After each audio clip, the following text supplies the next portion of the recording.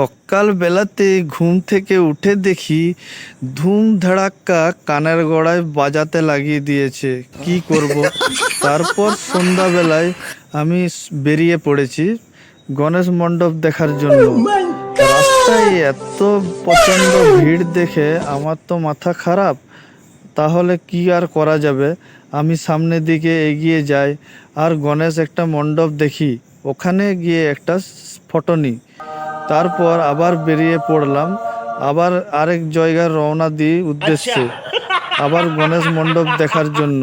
এত লাইট আর এত প্যান্ডেল, মানুষের ভিড় দেখে আমার মাথা খারাপ।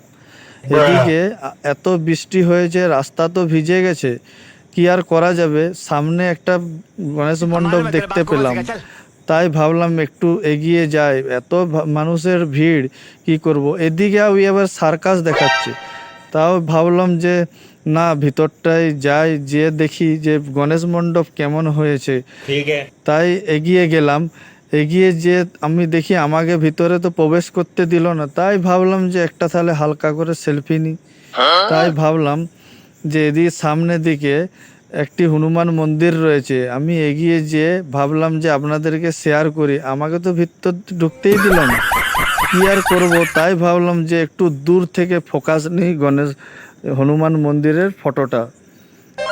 তো আমি সামনের দিক থেকে এগিয়ে যেয়ে দেখি যে এখানে তো আরও একটা দুটা করে আমি সেলফি নিতে থাকি। পাটা খুব ব্যথা করছে বলে আমি এখানেই বসে পড়লাম। তারপরে ওখান থেকে আমি বেরিয়ে পড়লাম আরেকটা জায়গায় গণেশ মূর্তির রওনা হওয়ার উদ্দেশ্যে। সামনে এগিয়ে যেতেই থাকি। তারপর দেখি একটা গণেশ মণ্ডপ, সেখানে যে আমি ভাবলাম একটা তাহলে হালকা করে ফটো নিয়ে নিই। তারপর গণেশ মূর্তির একটি ফটো নিলাম। ওখান থেকে আমি বেরিয়ে পড়লাম বাড়ি যাওয়ার উদ্দেশ্যে।